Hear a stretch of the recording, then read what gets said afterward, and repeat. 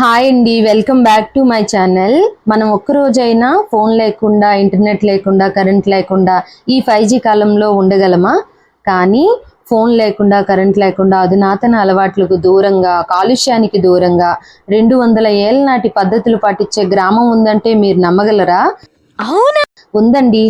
అది మరెక్కడో కాదు, మన శ్రీకాకుళం జిల్లాలోని శ్రీముఖలింగానికి 6 కిలోమీటర్స్ దూరంలో ఉంది. అదే మన కోర్మ గ్రామం. దీని గురించి మనం ఈ వీడియోలో డీటెయిల్ గా తెలుసుకుందాం. ఈ వీడియో గాని మీకు నచ్చినట్లయితే లైక్ చేయండి, షేర్ చేయండి, సబ్స్క్రైబ్ చేసుకోండి. ఓకే. హరే కృష్ణ. కూర్మ గ్రామానికి స్వాగతం అండి. ఇక్కడ ప్రస్తుతం 16 కుటుంబాలు ఉన్నారు. ఇది మన భారతీయ పూర్వ జీవన విధానం ప్రచారం చేయడానికి ఈ గ్రామము శ్రీల ప్రభుపాద అంటే ఇస్కాన్ ఫౌండర్ ఆచార్య యొక్క కళ అన్నమాట. ఇది భారతీయ జీవన విధానం ప్రపంచం మొత్తం కూడా అందరినీ కూడా సేవ్ చేస్తుంది అని. ఈ గ్రామంలో ఉన్నవారంతా ఉన్నత చదువులు చదివిన వారు, కానీ అవన్నీ విడిచిపెట్టి వైదిక జీవనం గడపడానికి పొల్యూషన్ కి దూరంగా ఈ గ్రామానికి వచ్చి జీవిస్తున్నారు. ఆధునిక సౌకర్యాలు తెలిసినా అన్ని వదిలేసి సాధారణ జీవితం గడుపుతున్నారు. వీళ్ళు కరెంటు వాడరు, టీవీలు చూడరు, అసలు టీవీలే ఉండవు వీళ్ళ దగ్గర. నెక్స్ట్ ఫోన్స్ వాడరు, ఇంటర్నెట్ తో సంబంధమే లేదు. ఇవన్నీ ఒకెత్తు అయితే ఇక్కడ కొన్ని కుటుంబాలు నివసిస్తున్నాయి. మరి అక్కడ పిల్లల చదువు విషయం ఏంటి అని తెలుసుకుందాం. ఇక్కడ పిల్లలు ఏం చదువుతారో తెలుసా? వీళ్ళ మాటల్లోనే విందాం. జీవిస్తూ ఇక్కడ ఆహారము, బట్టలు, ఇంకా ఉండడానికి ఇల్లు, ఇవి స్వయంగా సమకూర్చుకుంటూ పిల్లలకు మనం ఏదైతే మన పూర్వ సనాతన విద్య ఉందో, భగవద్గీత, భాగవతము, ఇవి వాళ్ళ విద్య అన్నమాట. నిజమైన విద్య అంటే ఏదైతే మనిషికి వినయాన్ని తీసుకొస్తుందో అది విద్య అన్నమాట. ఆ విద్య మన శాస్త్రమే ఉంది. సో అలా భగవద్గీత చిన్నప్పటి నుంచి నేర్చుకోవడము. ఇక్కడ కనిపిస్తున్న బోర్డులు మనకి ఇటువైపు ఏమేమి ఉన్నాయి అనేవి చూపిస్తా. అటువైపు అయితే కొన్ని ఇల్లు సున్నంగానుగా ఉంది. ఆయన వస్తున్నారు కదా, అటువైపు పూర్తి గ్రామం ఉంటుంది. ఈ మట్టి రోడ్డు వెంబడి వెళ్ళాలి. వాళ్ళ బట్టలు సొంత మగ్గాలతో నేర్చి వాళ్ళే తయారు చేసుకుంటారు. వాళ్ళ వస్త్రధారణ అలా ఉంటుంది. అలా వెళ్తే శ్రీ రాధామాధవ్ మందిరం వస్తుంది. ఈ మందిరం అనేది పూర్తిగా చెక్క, తాటి దూలాలతో తయారు చేశారు. వీరి జీవన విధానం మొదటిగా ఇక్కడ నుంచే మొదలవుతుంది. పొద్దున్నే 3:30కి లేచి ఇక్కడ ప్రార్థనలు చేసుకుంటారు. ఇక్కడ ఆ కాలం నాటి కుర్చీలు, బుక్ స్టోర్ ఉంటుంది. అలాగే ఈ బుక్ స్టోర్ లో రామాయణ, మహాభారతాలు, ఇంకా చాలా గ్రంథాలు, వేదాలు అనేవి అన్ని ఉన్నాయి అన్నమాట. ఇక్కడ టేబుల్స్ కనిపిస్తున్నాయి కదా, ఈ టేబుల్స్ ఎవరైనా కింద కూర్చోలేని వాళ్ళు ఉంటే అక్కడ టేబుల్ మీద కూర్చోవచ్చు. ఇక్కడ చైతన్య మహాప్రభు యొక్క కొన్ని చిత్రపటాలు మనకు కనిపిస్తాయి. ఈ ఫొటోస్ అన్ని లైన్ గా ఉంటాయి, ఫుల్ గాన చూడొచ్చు. మొత్తం ఆయన ఎక్కడెక్కడికి వెళ్ళారు, ఏమేం చేశారు అనేది క్లియర్ గా ఫొటోస్ తీసి అక్కడ పెట్టారు. ఆ పక్కనే శ్రీ ప్రభుపాదుల వారి విగ్రహం కూడా ఉంటుంది. చూడగానే ఆయన నేరుగా కూర్చున్నారా అన్నంతగా ఉంటుంది. ఆ విగ్రహం చాలా క్లియర్ గా ఉంటుంది, అంత బాగుంటుంది. ఆయన కిందన పాదముద్రలు ఉన్నాయన్నమాట. అక్కడ కొన్ని పువ్వులు పెట్టారు, మీరు చూడొచ్చు. ఇవే ఆయన పాదముద్రలు. ఆ పక్కనే శ్రీ రాధామాధవ చిత్రపటాలు అనేవి ఉంటాయి, విగ్రహాలు కావండి అవి, ఫొటోస్. మనకి ఆ పక్కనే ఒక హుండీ ఉంటుంది, పక్కనే ముగ్గు పెట్టారు. మనం వరిపిండితో ఎలా మనం ఇంటి ముందు ముగ్గు పెట్టుకుంటామో అలాగే పెట్టారు. వాళ్ళకి కరెంట్ ఉండదు కదా, లైటింగ్ కోసం ఇలాంటి గ్లాస్ దీపాలు పెడతారు. మొత్తం అన్ని గ్లాస్ దీపాలే, ఓపెన్ గా ఉండవు దీపాలు అనేవి. ఒక్కొక్కటి తాటి దూలానికి ఒక్కొక్క దీపం పెట్టారు. ఒక్కొక్కటి చూడొచ్చు మీరు ఎలా ఉన్నాయి అనేది.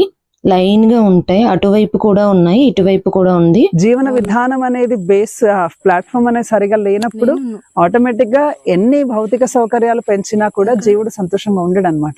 దానికి కారణము ఒకటి భగవద్గీతని ఆచరించకపోవడము. భగవద్గీత అంటే అందరు ఒక రిలీజియస్ బుక్ అనుకుంటారు, కాదు. అది భగవద్గీతలో శ్రీకృష్ణుడు ఒక సిస్టమ్ ని, ఒక సైన్స్ నేర్పించారు. అంటే ఒక శరీరం ఎలా తయారైంది, ఆ శరీరము ఎలా ఉంటే హ్యాపీగా ఉంటుంది, ఇలా తెలియజేశాడు అనమాట. అలా ఈ మట్టి రోడ్డు వెంబడి ముందుకు వెళ్తే కొన్ని ఇల్లు కనిపిస్తాయి. వాటిని వీళ్ళు గృహస్థ కుటీరాలు అంటారు. ఇల్లు కనిపిస్తుంది కదా, ఎంట్రన్స్ ఇలా ఉంటుంది, లోపల వేరేలా ఉంటుంది. చుట్టూ రూమ్స్ ఉంటాయి, మధ్యలో నుయ్యి ఉంటుంది. మా సైడ్ బావిని నుయ్యి అంటారు, మీ సైడ్ ఏమంటారో కామెంట్ చేయండి. లోపల ఎలా ఉంటుందో మీకు ఇప్పుడు చూపిస్తా. ఇక్కడ ఎవరైనా 2 days స్పెండ్ చేయాలనుకుంటే వెళ్ళొచ్చు. వాళ్ళకి రూమ్ ఇస్తారు కదా, అది ఎలా ఉంటుందో నేను చూపిస్తా మీకు.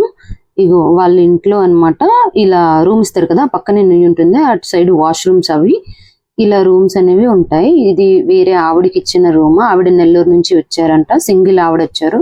ఆవిడ రూమ్ ఎలా ఉంటుందో నేను చూపిస్తాను మీకు. ఆవిడ బయట చెక్క మంచం మీద కూర్చున్నారు. ఆవిడ నేను వీడియో తీయలేదు. ఈ ఆవిడకి ఇచ్చిన చైర్ అన్నమాట. రూమ్ ఇలా ఉంటుంది. లోపలికి వెళ్తే ఇలా డోర్ ఉంటుంది, ఒక చాప్ ఉంటుంది, కొన్ని సెల్ఫ్స్ ఉంటాయి, ఒక దీపం ఉంటుంది లైటింగ్ కోసం. బయటకు వస్తే అలా ఓపెన్ గా ఎదురుగా 2 రూమ్లు ఉంటాయి.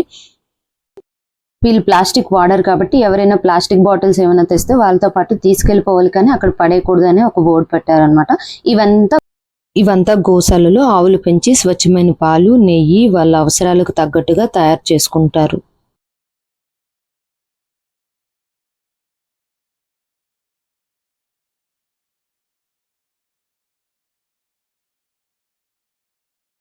వాళ్ళన్నింటికి కావాల్సింది చెక్కలే కాబట్టి వీళ్ళు చెక్కల స్టోర్ అనేది ఇక్కడ పెట్టుకున్నారు. ఎడ్ల బండులు అవన్నీ తయారు చేసుకోవడానికి చెక్కలు, కర్రలు, ఇల్లు కట్టుకోవాలన్నా చెక్కలు కర్రలతోనే కట్టుకుంటారు కాబట్టి అక్కడ పెట్టుకున్నారు ఆ స్టోర్.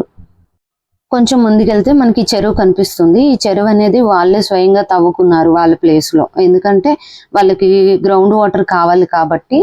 వీళ్ళు వ్యవసాయానికి మోటార్ వాడరు కదా, నీళ్లు ఎలా వ్యవసాయానికి పంపిస్తారో చూడండి. ఇటువంటి యంత్రం ఉపయోగించి పంపిస్తారు. కరెంట్ లేకుండా ఇటువంటి యంత్రాన్ని వాళ్ళు ఇల్లు కట్టుకోవడానికి సున్నాన్ని వాడతారు కాబట్టి ఆ సున్నాన్ని వీళ్ళే నేరుగా తయారు చేసుకుంటారు. ఈ ప్లేసే సున్నం గానుగా అక్కడ బోర్డులో మెన్షన్ చేస్తారు, ఎవరైనా కావాలంటే చూడొచ్చు.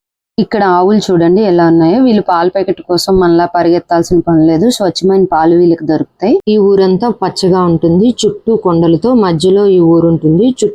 చుట్టూ చిన్న చిన్న ఊర్లు కూడా ఉంటాయి. ఈ నుయ్యి అనేది శ్రీ రాధామాధవ మందిరం ముందు ఉంటుంది. ఇలాంటి నుయ్యిలో నీళ్ళు ఎప్పుడైనా తొండారా? నాకు అలవాటే, మా ఇంటి దగ్గర ఇలాంటి నుయ్యే ఉంటుంది. అందరూ ఈ నుయ్యి దగ్గర కాలు కడుక్కొని మందిరం లోపలికి వెళ్తారు.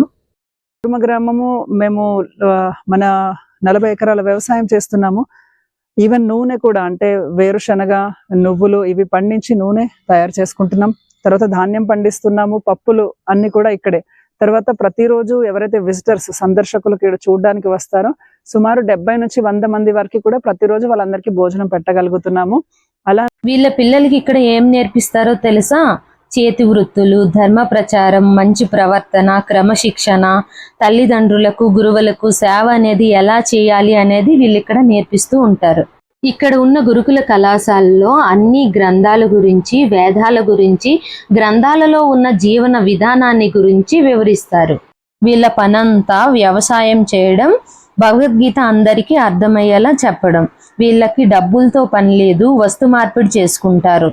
పైగా పిల్లలకి వాళ్ళ వర్ణాశ్రమ కళాశాలలో న్యాచురల్ ఫార్మింగ్ ఎలా చేయడం, గోసేవ ఎలా చేయడం, ఆవుల్ని ఎలా పెంచడం, కుండలు ఎలా తయారు చేసుకోవడం, నేరుగా వాళ్ళకు వాళ్ళే ఇల్లు ఎలా కట్టుకునేది, సున్నం ఎలా తయారు చేసుకునేది, ఇటుకలు ఎలా తయారు చేసుకోవడం, వెదురు పుల్లలతో బుట్టలు తయారు చేయడం, కావాల్సిన వస్తువులు తయారు చేసుకోవడం, మగ్గం నేయడం, ఇలాంటివన్నీ ఉచిత శిక్షణ కార్యక్రమాలు చేస్తూ వాళ్ళ పిల్లలకి నేర్పిస్తూ ఉంటారు. వీళ్ళ ప్రధాన వృత్తి అనేది వ్యవసాయం, న్యాచురల్ ఫార్మింగ్. వీళ్ళు చేసేది డైలీ వీళ్ళ వ్యవసాయ పనులు అనేవి చూసుకుంటారు. గ్యాస్ అయిపోతుందేమో అని చెప్పి ముందే గ్యాస్ సిలిండర్ బుక్ చేసుకునే టెన్షన్ అయితే వాళ్ళకి లేదు. చక్కగా కట్టెలు తెచ్చుకొని కట్టెల పొయ్యి వాడుకుంటారు. మట్టి పాత్రల్లో వండుకొని మట్టి పాత్రల్లోనే తింటారు. మనం కూడా చూడొచ్చు వాళ్ళు ఎలా జీవిస్తున్నారు అనేది. మనం కూడా ఒకవేళ ఉండాలనుకుంటే అలవాటు చేసుకోవచ్చు. మనకి మనంగా ఒక నిర్ణయం తీసుకొని మనం కూడా అలా ఉందామా, ఒక 2 days అయినా వాళ్ళు ఏం చేస్తారు చూద్దాం, లేదంటే అక్కడ ఎలా ఉంటుంది వాతావరణం అనేది తెలుసుకోవాలంటే మనం అక్కడికి ఒకవేళ వెళ్ళాలనుకుంటే వాళ్ళ ఫోన్ నెంబర్కి ఫోన్ చేస్తే వాళ్ళ రూమ్స్ ఏమైనా ఖాళీగా ఉంటే వాళ్ళు మనకి చెప్తారు ఎప్పుడు రావాలి అనేది. అప్పుడు మనం అక్కడికి వెళ్తే మనకి రూమ్ ఇస్తారు. ఆ రూమ్లో మనం ఉండి వాళ్ళలాగా జీవించడానికి. ఎవరైనా ఇంట్రెస్ట్ ఉన్న వాళ్ళు 1 day విజిట్ చేయాలి అనుకుంటే అక్కడికి వెళ్ళి చూడొచ్చు వాళ్ళు ఎలా వండుకుంటున్నారు కట్టెల పొయ్యి మీద అనేది. నెక్స్ట్ ఏంటంటే వాళ్ళ రూమ్స్ ఎలా ఉన్నాయి, వాళ్ళు ఇంటిని ఎలా నిర్మించుకుంటున్నారు, సిమెంట్ ఇదంతా వాడకుండా సున్నం ఎలా తయారు చేసుకుంటున్నారు, కర్రలు ఎక్కడి నుంచి తెచ్చుకుంటున్నారు, ఆ కర్రలతో ఇల్లుని ఎంత బాగా కట్టుకున్నారు అనేది. డిజైన్ అంతా బయట ఒకలా ఉంటుంది, లోపలంతా రూమ్స్ సపరేట్గా ఉంటాయి. మధ్యలో నుయ్యి ఉంటుంది అనమాట ఇంటికి. అటువైపు ఓపెన్గా వాల్ ఉంటుంది, ఒకవైపు వాష్రూమ్స్ ఉంటాయి. డిఫరెంట్ గా ఉంటుంది, చూడడానికి ఒకలా ఉంటుంది, లోపలికి వెళ్ళాక ఇల్లు ఇంకోలా ఉంటుంది. మీరు వెళ్ళి చూస్తే మీకు అర్థమవుతుంది